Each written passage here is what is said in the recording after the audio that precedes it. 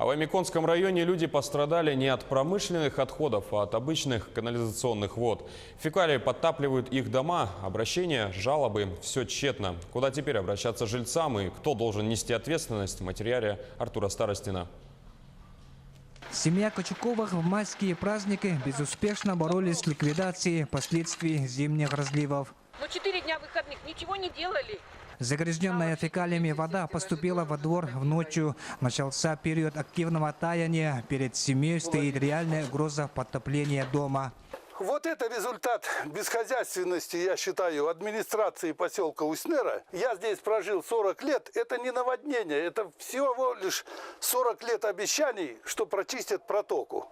Протока в центре поселка, куда стекаются горные ручьи, переполнена сточными и фекальными водами. Подтапливается подворье, страдают жильцы, проживающие на советских переулках. Надо прочистить трубу, туда ничего не уходит. И сейчас все сливается здесь. Вот, пожалуйста, невозможно пройти. И это же все фекальные воды, это же не просто вода. Там нужно сделать небольшую хоть оттаечку, и все бы уходило потихонечку. И теперь у нас и дом топит, и что теперь делать? Непрочищенная от льда труба под мостом создала проблему водам. Протоки просто некуда протекать. Семья Кочуковых живет в этом доме уже 40 лет, но такой ситуации не было ни разу. А вот по улице Ленина в доме 11 дворовая территория полностью затоплена. Без болотников здесь не обойтись.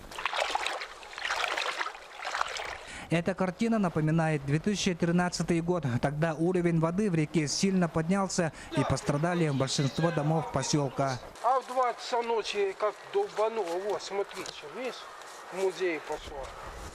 В данный момент администрация поселка поставила рабочих на оттайку проточной трубы под мостом. Неужели этого нельзя было сделать раньше, недоумевают все. Артур Старостин, Светлана Поцелуева, Аймиконский район.